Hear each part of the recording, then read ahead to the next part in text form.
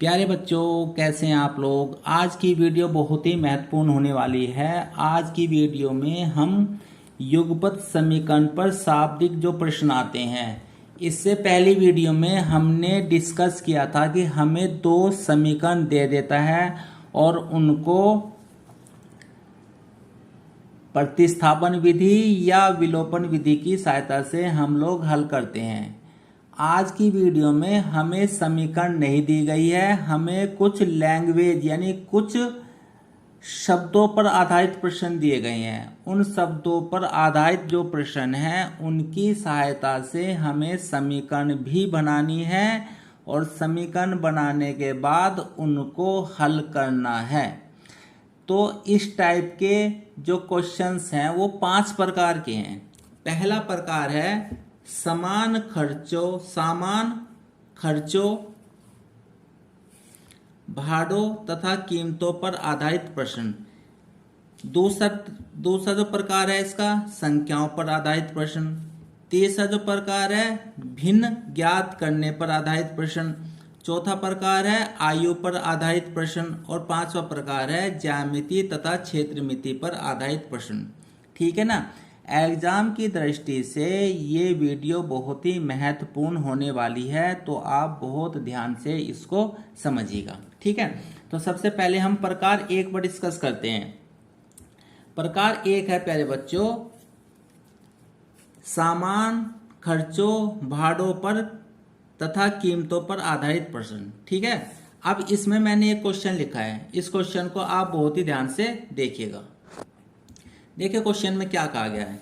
2 व्यक्तियों की आय का अनुपात 9:7 है और उनके खर्चों का अनुपात 4:3 है। यदि प्रत्येक व्यक्ति प्रति माह 2000 रुपये बचा लेता है तो उनकी मासिक आय ज्ञात करनी है।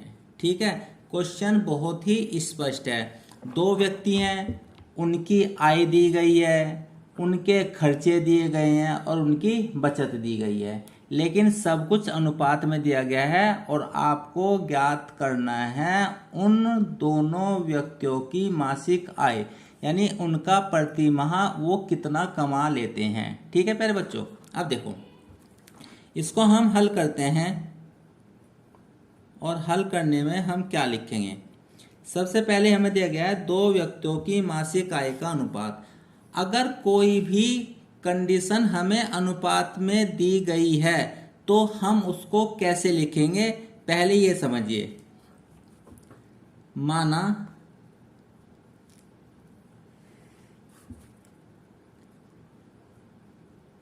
पहले व्यक्ति की मासिक आय, जो पहला व्यक्ति है उसकी मासिक आय। देखो यहाँ 9:7 में दे रखा है, कहीं पर भी कोई भी संख्या अनुपात में दे रखी हो और हमें उसे अनुपात हटा करके लिखनी है तो उसमें किसी भी कांस्टेंट से गुना कर देते हैं। यहाँ कांस्टेंट मैंने लिया है x रुपये और दूसरे व्यक्ति की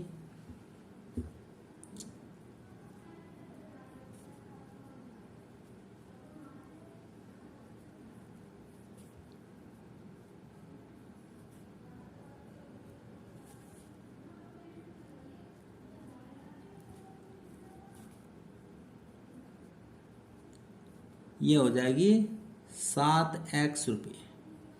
मेरे ख्याल से बात आपकी समझ में आ गई होगी। मैं फिर दोहराता हूँ, अगर आपको संख्याएं अनुपात में दी गई होती हैं और आपको अनुपात हटाना होता है तो उस संख्याओं में किसी भी कांस्टेंट की गुना करके लिख देते हैं। कांस्टेंट कुछ भी हो सकता है, x, y, z, k कुछ भी हो सकता है।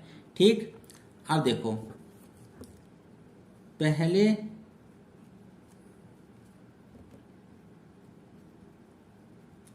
व्यक्ति का मासिक खर्च, ये हमारे पास में खर्च की बात आ गई है।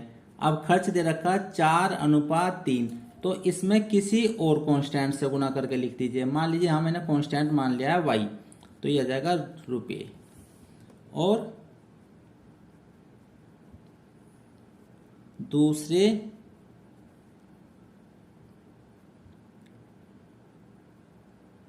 व्यक्ति का मासिक खर्च,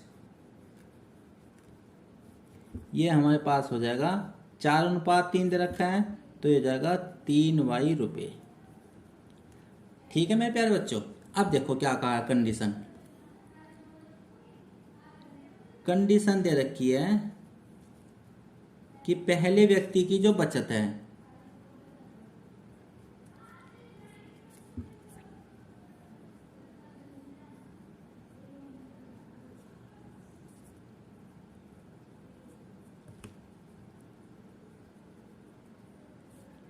वह है 2,000 रुपये। पहले व्यक्ति ने 2,000 रुपये बचाई हैं। अब बहुत ध्यान से देखिएगा, सीधी सी बात है, बचत तब होगी जब हमारी आय ज़्यादा होगी और खर्च कम होगा। तो पहले व्यक्ति की आय है हमारी 9x रुपये और पहले व्यक्ति का खर्च है 4y रुपये, तो बचत होगी 2,000 रुपये। तो ये हो जाएगा 9x में से अगर हम 4y को घटा दें तो आंसर हमारा 2,000 रुपये आ जाएगा और यही समीकरण नंबर 1 हो जाएगी। मेरे ख्याल से यहाँ तक आपकी बात समझ में आ गई होगी। अब हम आगे बढ़ते हैं। दूसरे व्यक्ति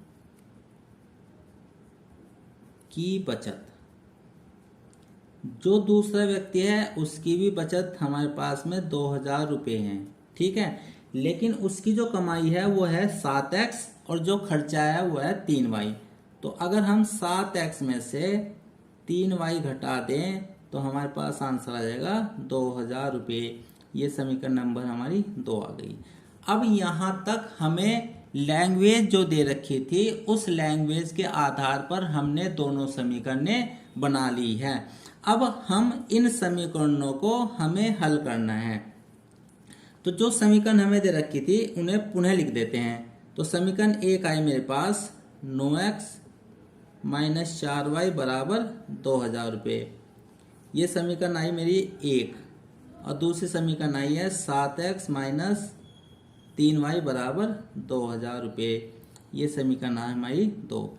अब इन समीकरणों को या तो मैं प्रतिस्थापन विधि से हल करूंगा या मैं विलोपन विधि से हल करूंगा। ठीक है, तो हमें मासिक आय ज्ञात करने के लिए हमें x के मान ज्ञात करने पड़ेंगे। ठीक है, अब जो पहली मैंने वीडियो बनाई थी उसमें मैंने आपको विलोपन विधि से हल करना आसानी से सिखाया था।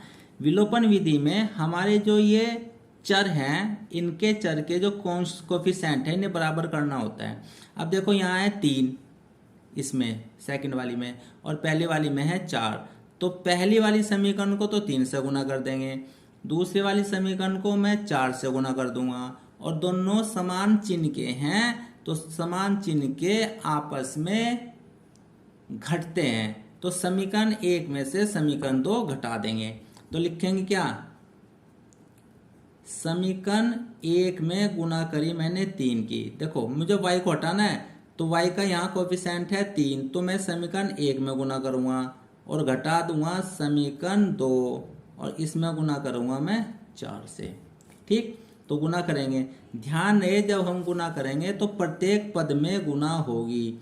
तो समीकरण 1 में जब मैं गुना करूंगा 3 की तो 9x - 4y बराबर 3 गुना 2,000, दोनों साइडों में होगी गुना। तो इसकी गुना इसमें करूंगा 9 × 27x -4 × 12y बराबर 6,000। समीकरण नंबर हमारे पास में हो गई है 3। ठीक, अब मुझे समीकरण 2 में 4 की गुना करनी है। तो समीकरण 2 में जब मैं 4 की गुना करूंगा तो अब मैं डायरेक्ट कर देता हूं। 4 की गुना करूंगा तो 7 × 4 = 28x 4 की गुना मैं 3 में करूँगा तो 4 तिया 12y और बराबर 4 दूनी 8। ये समीकरण नंबर मेरे पास में 4 आ गई है। मेरे ख्याल से बात आपकी समझ में आ गई होगी। अब इन दोनों समीकरणों को हम घटाते हैं। घटाने पर का मतलब होता है इसके चिन्ह बदल देते हैं। अब चिन्ह कैसे बदलते हैं बहुत ध्यान से समझिएगा।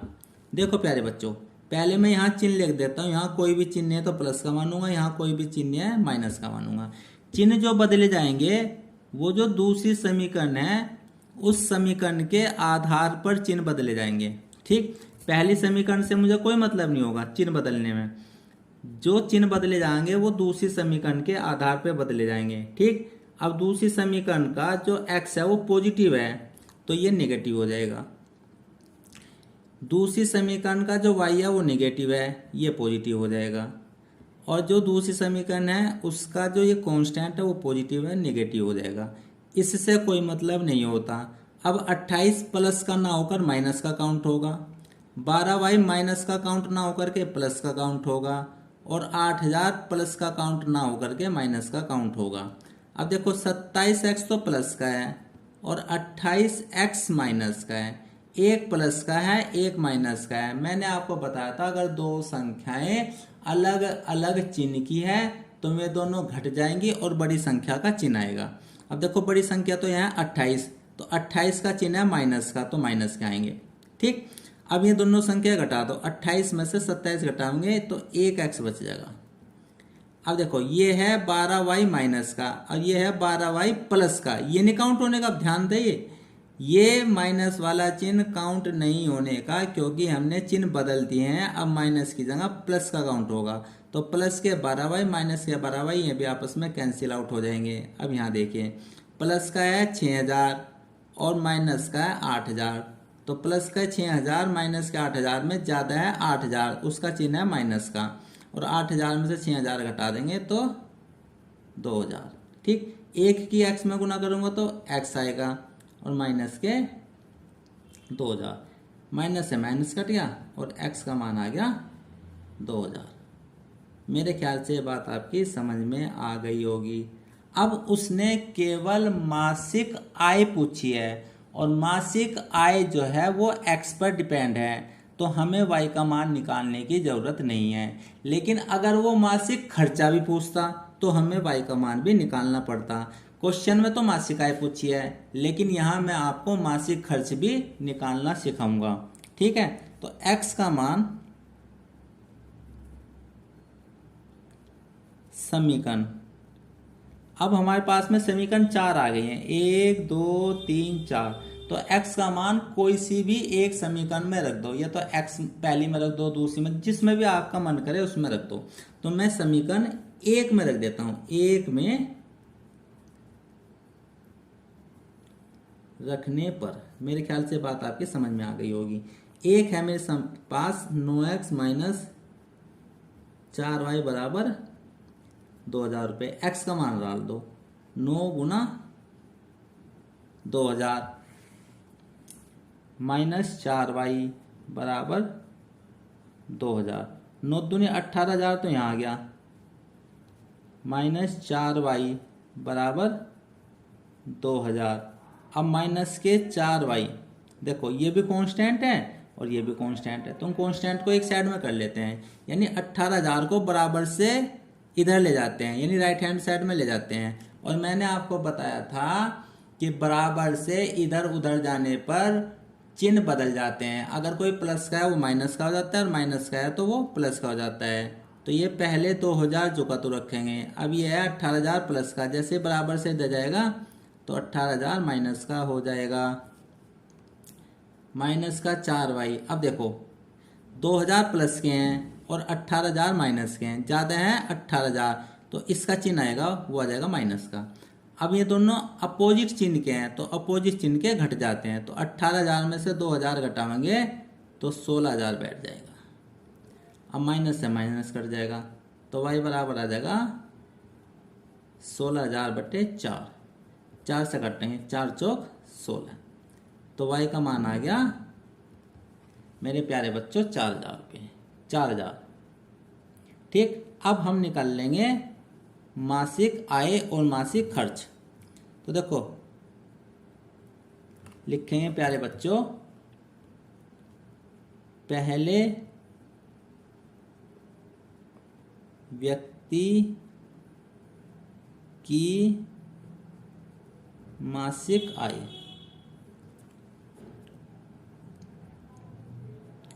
जो पहला व्यक्ति था उसकी मासिक आय थी 9x। यहाँ 9 का मान डाल, 9 तो चुका तो रहेगा, x का मान डाल दिए, x का मान है 2000 रुपये, तो आंसर आ जाएगा 18,000 रुपये। तो पहला जो व्यक्ति है उसकी एक महीने की कमाई है 18,000 रुपये। अब दूसरा व्यक्ति लेंगे, दूसरे व्यक्ति की मासिक आय। तो दूसरे व्यक्ति की जो मासिक आय है वह है हमारे पास में 7x। तो 7 गुना 2000, तो 7 दूनी 14,000 रुपये ही आ गए। यानी दूसरे व्यक्ति ने एक महीने में 14,000 रुपये कमाए। अब हम आते हैं पहले व्यक्ति का मासिक खर्च। पहले व्यक्ति का जो मासिक खर्च था बेटा वो था 4y। तो 4 गुना y का मान डाल दीजिए, y का मान है हमारे पास में 4,000, तो आंसर हो जाएगा 16,000 रुपये। ठीक, अब हम निकाल लेंगे दूसरे व्यक्ति का मासिक खर्च। तो दूसरे व्यक्ति का मासिक खर्च था 3y, तो 3 गुना 4,000, तो ये जाएगा 12,000 रुपये। अब देखो पहले व्यक्ति की कमाई 18,000 रुपये, खर्च 16,000 रुपये, 2,000 रुपये का अंतर आ गया, बचत 2,000 थी। दूसरे व्यक्ति की कमाई 14,000 रुपये, खर्च 12,000 रुपये, तो दूसरे व्यक्ति की भी बचत 2,000 रुपये हो गई। मेरे ख्याल से ये बात आपकी समझ में आ गई होगी। आइए एक और क्वेश्चन पर डिस्कस करते हैं। अब हम क्वेश्चन नंबर 2 पर डिस्कस करते हैं, और क्वेश्चन नंबर 2 भी एग्जाम की दृष्टि से बहुत ही महत्वपूर्ण है, और साथ ही साथ ये क्वेश्चन कंपटीशन में भी पूछा जाता है। तो इसे क्वेश्चन को बहुत ही धैर्य से आपको समझना होगा। देखो क्वेश्चन क्या कहता है, 4 कुर्सियों और 3 मेजों का मूल्य 2100 रुपये है। हमारे पास में 4 कुर्सियाँ हैं और 3 मेज हैं, और इन्हें जब हम बाजार से खरीद कर लाए तो हमने 2100 रुपये पे करे, और अगर हम 5 कुर्सी और 2 मेज खरीद कर लाते हैं तो हम 1750 रुपये पे करते हैं। तो एक कुर्सी तथा एक मेज का मूल्य अलग अलग ज्ञात करना है। तो एक मेज का मूल्य ज्ञात करना है और एक कुर्सी का मूल्य ज्ञात करना है। ठीक है, चलिए हल करते हैं। हल में लिखेंगे, माना एक कुर्सी का मूल्य x रुपये तथा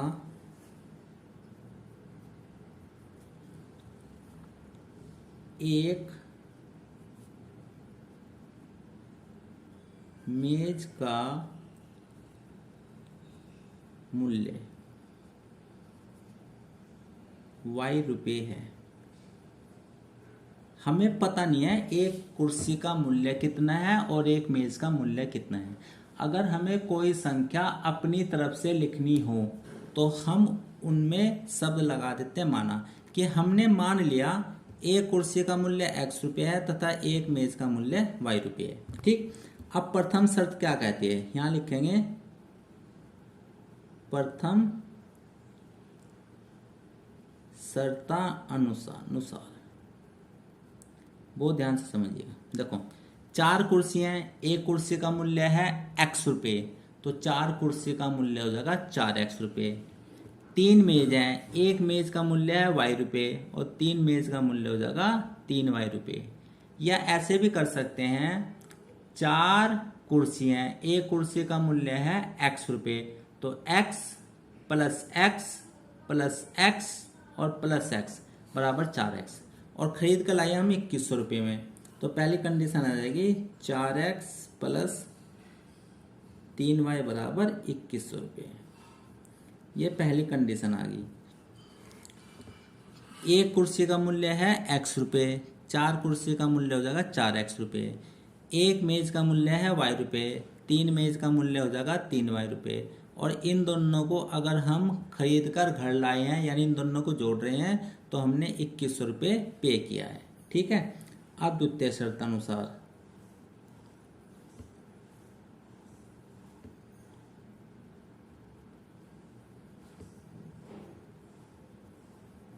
द्वितीय शर्त क्या कहती है, हमारे पास में 5 कुर्सियां और 2 मेज हैं, तो 5 कुर्सी का मूल्य हो जाएगा 5x रुपये और 2 मेज का मूल्य हो जाएगा 2y रुपये बराबर ये हो जाएगा 1750। ये समीकरण नंबर 2 आ गई है। अब हम समीकरण 1 व 2 को हल करेंगे विलोपन विधि द्वारा। अधिकतर जब तक आपको कहा ना जाए तो आपको विलोपन विधि द्वारा ही हल करना है। ठीक है। अब समीकरण 1 को देखो। समीकरण 1 में y का जो गुणांक है वो 3 है और x का गुणांक है 4। समीकरण 2 में y का गुणांक है 2 और x का गुणांक है 5। अगर आपको x के गुणांक बराबर करने हैं तो 5 से पहले समीकरण में गुणा करनी पड़ेगी और 4 से दूसरी समीकरण में। लेकिन अगर आपको y के गुणांक बराबर करने हैं तो समीकरण नंबर 1 में इस 2 की गुणा करनी पड़ेगी और समीकरण नंबर 2 में 3 की गुणा करनी पड़ेगी। ठीक। और समीकरणों में y के गुणांक बराबर करने हैं तो y के चिन्ह भी देखे जाएंगे, ये भी प्लस का ये भी प्लस का, दोनों समान चिन्ह के हैं और समान चिन्ह के हमेशा घटते हैं। तो लिखेंगे समीकरण 1 गुना 2, समीकरण 1 में गुना कर दी 2 की, माइनस समीकरण 2 और गुना कर दी 3 की। गुना करने मैंने सिखा दिया आपको, फिर बता देता हूं। गुना जो है लेफ्ट हैंड साइड और राइट हैंड साइड में जितने भी पद दिए गए हैं सब में होगी। तो देखो पहली समीकरण में अगर हम 2 से गुना करेंगे, यहाँ आ जाएगा 8x और यहाँ आ जाएगा प्लस का 6y और 2100 दूनी 4200। इस समीकरण को मैंने 3 मान लिया। अब समीकरण 2 में मुझे 3 से गुना करनी है, तो जब मैं इसमें 3 से गुना करूंगा तो 5 या 15x प्लस 3 दूनी 6y बराबर 3 की गुना करूंगा 3 0 0 3 5 15 हासिल लगे 17 51 और 1 52। समीकरण नंबर 4। मेरे ख्याल से बात आपकी समझ में आ गई होगी। अब हम लिखेंगे ना घटाने पर, क्योंकि दोनों समान चिन्ह के हैं। अब जब हम घटाते हैं तो चिन्ह भी बदलते हैं। चिन्ह बदलते हैं नीचे वाली समीकरण के। इससे पहले हम इनके चिन्हों को लिख देते हैं। यहाँ कोई चिन्ह है तो प्लस प्लस के माने जाएंगे। ठीक। अब जब हम चिन्ह बदलते हैं तो ध्यान से देखिए, 15x का जो चिन्ह है वो प्लस का है, अब वो माइनस का हो जाएगा। 6y का जो चिन्ह है वो प्लस का है, अब वो माइनस का हो जाएगा। 52 50 का चिन्ह है प्लस का, वो माइनस का हो जाएगा। अब ये आपस में कट जाएंगे। अब देखो 8x है प्लस का और 15y है 15x है माइनस का, तो ज़्यादा है माइनस के, तो माइनस का चिन्ह आ जाएगा और ये दोनों आपस में घट जाएंगे।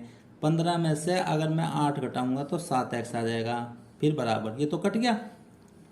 ये है प्लस का 4200 और 5250 है माइनस का। अगर मैं इसमें से इसे घटाऊंगा तो ज़्यादा संख्या माइनस की, तो माइनस का आएगा। 5250 में से अगर मैं 4200 घटाऊंगा तो 1050 बचेगा, वो भी माइनस का। अब माइनस से माइनस कैंसिल आउट हो जाएगा, तो x बराबर आ जाएगा 1050/7। अब 7 से काटेंगे, 7 × 7 3 35, 7 5 35 और 0, तो x बराबर आ गया मेरे पास में 150। अब x का मान समीकरण नंबर 1 में 2 में 3 में 4 में जिसमें भी आपकी मर्जी हो उसमें रख दीजिए। तो x का मान समीकरण 1 में रखने पर 1 है हमारे पास में प्यारे बच्चों 4x प्लस 3y बराबर 2100। ये समीकरण नंबर है 1। इसमें x की जगह हम 150 रख देते हैं।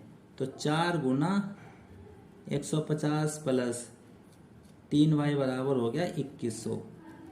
अब यहाँ आ जाएगा 3y बराबर 2100। अब हम 15 की गुना 4 में करेंगे, 15 चौका 60, यानी 150 की गुना अगर हम 4 में करेंगे तो 600 आ जाएगा। 600 को मैं बराबर से इधर ले जाता हूँ, ये हो जाएगा माइनस का। तो ये हो जाएगा 3y बराबर 2100 में से 600 गए 1500, और y बराबर आ गया प्यारे बच्चों 1500 बटे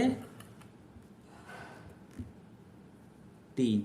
3 से काट दो, 3 पंजे 15, तो y का मान आ गया हमारे पास में 500। मेरे ख्याल से बात आपकी समझ में आ गई होगी। अब x का भी मान आ गया और y का भी मान आ गया। अब हम उत्तर लिखेंगे। x था हमारे पास में एक कुर्सी का मूल्य, तो एक कुर्सी का मूल्य वो आ जाएगा 150 रुपये, और एक मेज का मूल्य वो आ जाएगा हमारे पास में 500 रुपये।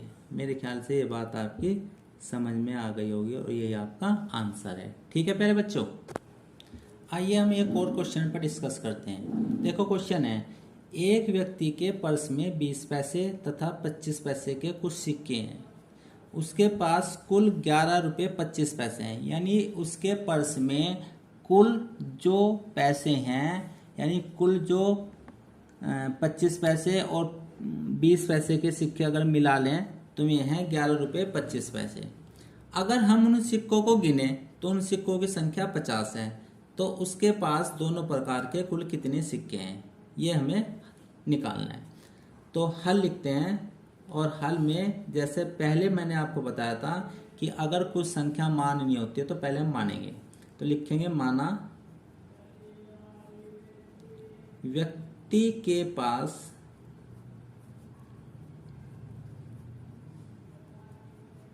एक तो है 20 पैसे के, 20 पैसे के सिक्कों की संख्या वो मैंने मान ली प्यारे बच्चों x। 20 पैसे के जो सिक्के हैं उसके पास जो 20 पैसे के सिक्के हैं उनकी संख्या मैंने x मान ली, और जो 25 पैसे के सिक्के हैं वो मैंने y मान ली। ठीक, अब प्रथम शर्तानुसार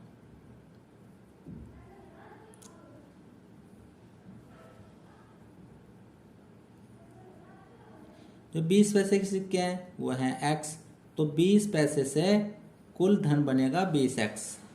ठीक, जो 25 पैसे के सिक्के हैं वो है y, तो 25 पैसे से कुल धन बनेगा 25y, और इन्हें जोड़कर आ जाएगा 11 रुपये 25 पैसे। समीकरण नंबर 1 आ गई। ठीक, अब दूसरे में क्या कहा, द्वितीय शर्तानुसार देखते हैं।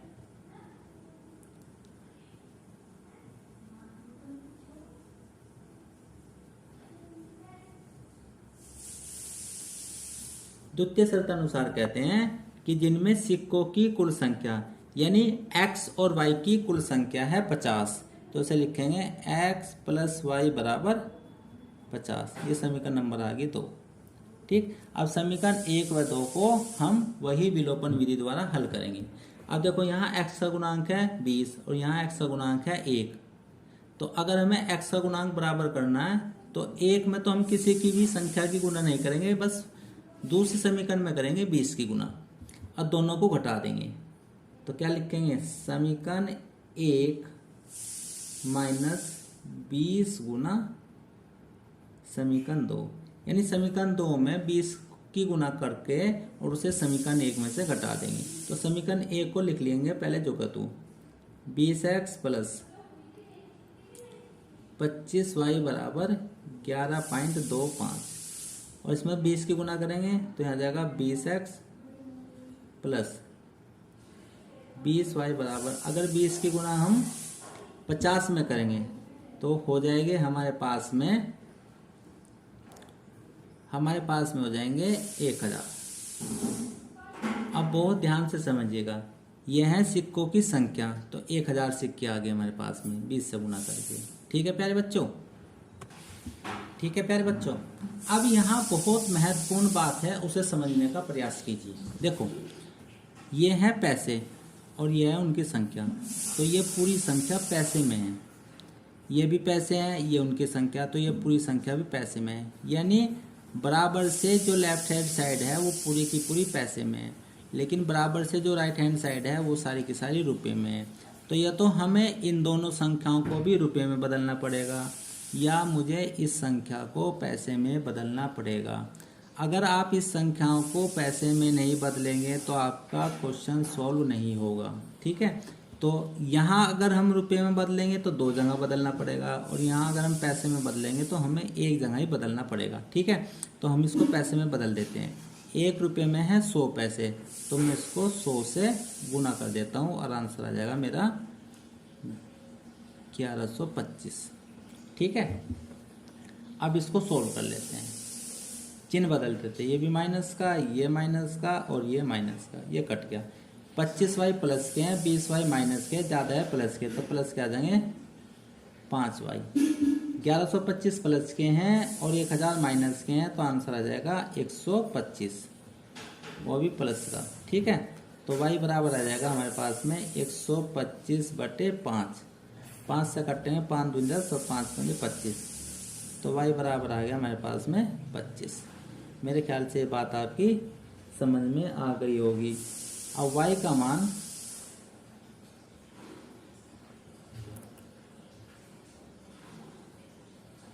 समीकरण 2 में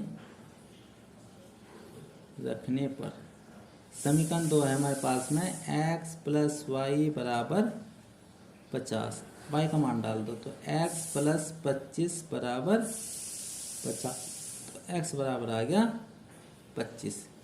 ठीक है नहीं, तो 20 पैसे के सिक्के हमारे पास में 25 होंगे, तो लिखेंगे 20 पैसे के सिक्कों की संख्या 25 होगी और 25 पैसे के सिक्कों की संख्या वो भी 25 होगी। यही आपका आंसर होगा। मेरे ख्याल से बात आपकी समझ में आ गई होगी। Thank you for watching.